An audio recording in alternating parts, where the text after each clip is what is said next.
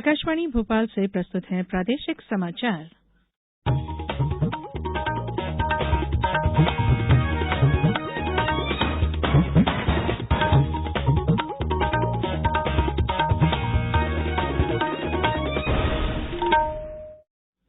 नमस्कार, समाचारों के साथ मैं धारणा सचदेव। सबसे पहले इस बुलेटिन के मुख्य समाचार। राष्ट्रपति कल 11 बच्चों को प्रधानमंत्री राष्ट्रीय बाल पुरस्कार से सम्मानित करेंगी। उच्चतम न्यायालय के निर्णय क्षेत्रीय भाषाओं में उपलब्ध कराने के विचारों को लेकर प्रधानमंत्री ने देश के मुख्य न्यायाधीश की सराहना की। केंद्रीय रक्षा मंत्री राजनाथ सिंह और मुख्यमंत्री शिवराज सिंह चौहान ने आज सिंगरौली जिले में गरीब परिवारों को भूमि के निःशुल्क पट्टे वितरित किए और भारत न्यूजीलैंड का एक दिवसीय क्रिकेट मैच 24 जनवरी को इंदौर के होलकर स्टेडियम में खेला जाएगा। अब समाचार विस्तार से।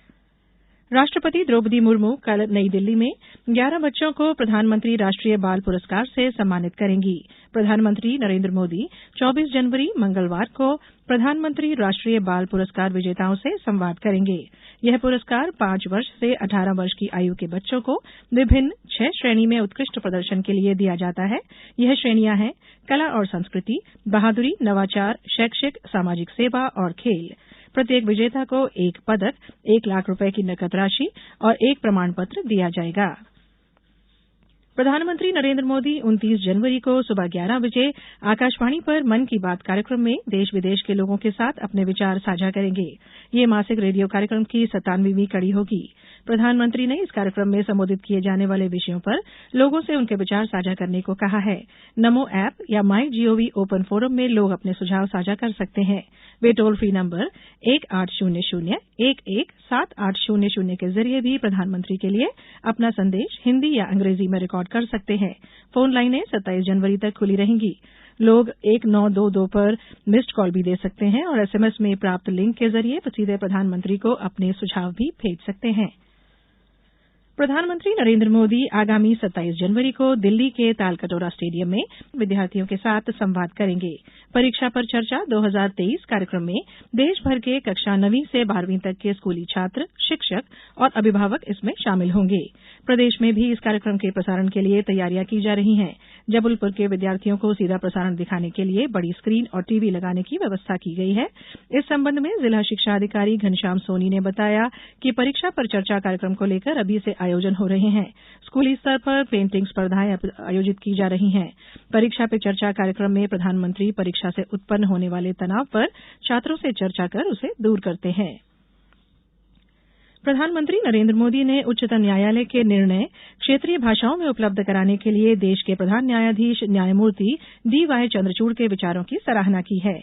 प्रधानमंत्री ने कहा कि यह एक सराहनीय विचार है जिससे बहुत लोगों, विशेषकर युवाओं की मदद होगी। हाल ही में एक समारोह में न्यायमूर्ति चंद्रचूड़ ने उच्चतम न्यायालय के निर्णय को क्षेत्रीय भाषाओं में उपलब्ध कराने की दिशा में काम करने की आवश्यकता बताई थी। प्रधानमंत्री ने कहा कि भारत में कई भाषाएं हैं जिनसे देश में सांस्कृतिक विविधता आती है। उन्होंने कहा कि केंद्र सरकार इंजीनियरिंग और मेडिसिन जैसे विषयों को मातृभाषा में पढ़ने का विकल्प देने समेत भारतीय भाषाओं को प्रोत्साहित करने के लिए कई कदम उठा रही है।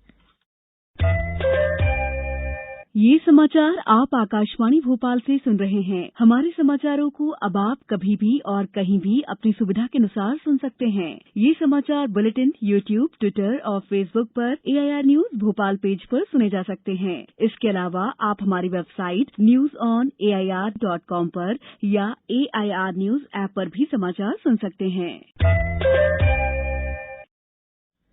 ब्रेक के बाद बुलेटिन में एक बार फिर आप सभी का स्वागत है।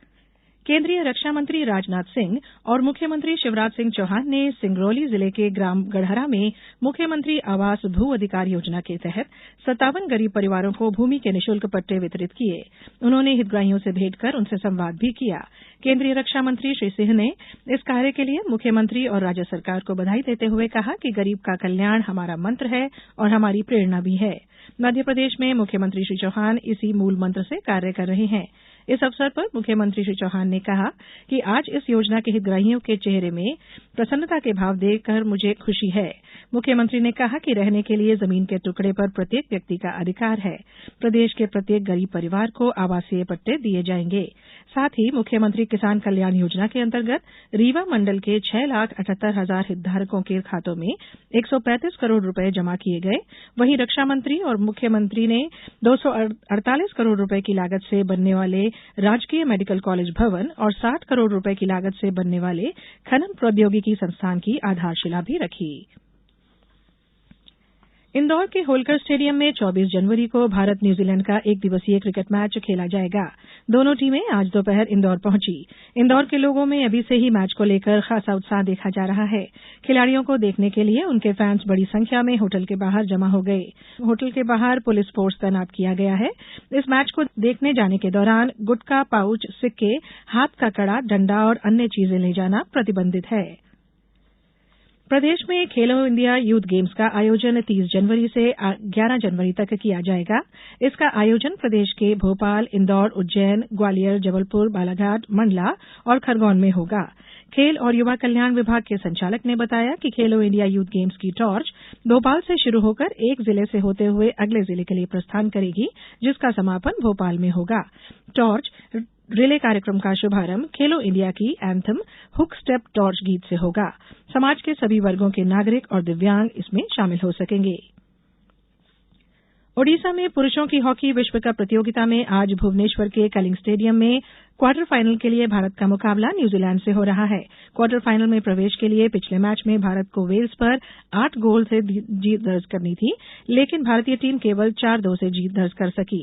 भारत इस समय पूल डी में दूसरे स्थान पर है, जबकि न्यूजीलैंड पूल सी में तीसरे स्थान पर है। अब कुछ समाचार संक्षेप में। रतलाम पुलिस ने आज एक घर में फर्श के नीचे से एक महिला और 2 बच्चों के शव बरामद किए हैं। हमारे संवाददाता ने बताया कि इनकी हत्या इन्हीं के पिता ने 2 माह पूर्व की थी। आगरमालवा सीएम राइस स्कूल के कक्षा 8वीं में अध्ययनरत 6 विद्यार्थियों ने राष्ट्रीय मीन्स कम मेरिट परीक्षा 2022-23 में सफलता प्राप्त की है। इन विद्यार्थियों को कक्षा 9 से 12 तक प्रतिवर्ष 12,000 रुपए छात्रवृत्ति मिलेगी। सतना गौरव दिवस के 4 दिवसीय कार्यक्रम में आज आयुक्त नगर निगम राजेश शाही और अन्य गणमान्य नागरिकों ने नगर निगम कार्यालय से हरी झंडी दिखाकर प्लॉग रन को रवाना किया और स्वच्छता के संदेश के साथ आयोजित रन में शामिल हुए। जबलपुर रेल परिसर और गाड़ियों में गुटखा, सिगरेट और पान मसाला बेचने, पान मसाला खाकर गंदगी और धूम्रपान करने वालों के विरुद्ध कार्रवाई की गई। अशोकनगर जिले में 27 जनवरी को शासकीय सेवकों की समस्याओं के निराकरण हेतु शिविर का आयोजन किया जाएगा। शाजापुर जिले के शुजालपुर मंडी में सीएम राइस विद्यालय में आज प्रधानमंत्री नरेंद्र मोदी की पुस्तक एग्जाम वॉरियर्स पर आधारित आर्ट और पेंटिंग प्रतियोगिता का आयोजन किया गया। धार के शासकीय महाविद्यालय परिसर में आयोजित 3 दिवसीय नर्मदा साहित्य मंथन भोज पर्व का उद्घाटन मां नर्मदा के जल कलश के पूजन के साथ हुआ। नर्मदापुरम जिले के सतपुड़ा टाइगर रिजर्व एसटीआर के जंगल में कुनबा बढ़ाने के लिए कान्हा नेशनल पार्क से 20 बारहसिंगा लाकर छोड़े गए हैं। अब तक 1800 चीतल और करीब 100 बारहसिंगा को यहां लाया जा चुका है। जबलपुर से चलने वाली जबलपुर हजरत निजामुद्दीन एक्सप्रेस गाड़ी संख्या 12192 आज 2.5 घंटे देरी से रात 2 बजे भोपाल रेलवे स्टेशन पहुंचेगी। खेलो इंडिया यूथ गेम्स की टॉर्च रैली का आज आगरमालवा में प्रवेश हुआ। इस अवसर पर बड़ी संख्या में बच्चों और खिलाड़ियों ने भाग लिया और सड़क दुर्घटनाओं में मदद करने वाले लोगों के लिए नर्मदापुरम जिले के सिवनी मालवा में बीएचआरसी ग्रुप ने मैं भी देवदूत योजना का शुभारंभ किया। अंत में बुलेटिन के मुख्य समाचार एक बार फिर। राष्ट्रपति कल 11 बच्चों को प्रधानमंत्री राष्ट्रीय बाल पुरस्कार से सम्मानित करेंगी। उच्चतम न्यायालय के निर्णय क्षेत्रीय भाषाओं में उपलब्ध कराने के विचारों को लेकर प्रधानमंत्री ने देश के मुख्य न्यायाधीश की सराहना की। केंद्रीय रक्षा मंत्री राजनाथ सिंह और मुख्यमंत्री शिवराज सिंह चौहान ने आज सिंगरौली जिले में गरीब परिवारों को भूमि के निःशुल्क पट्टे वितरित किए और भारत न्यूजीलैंड का एक दिवसीय क्रिकेट मैच 24 जनवरी को इंदौर के होलकर स्टेडियम में खेला जाएगा। इस बुलेटिन में इतना ही। दीजिए इजाजत। नमस्कार।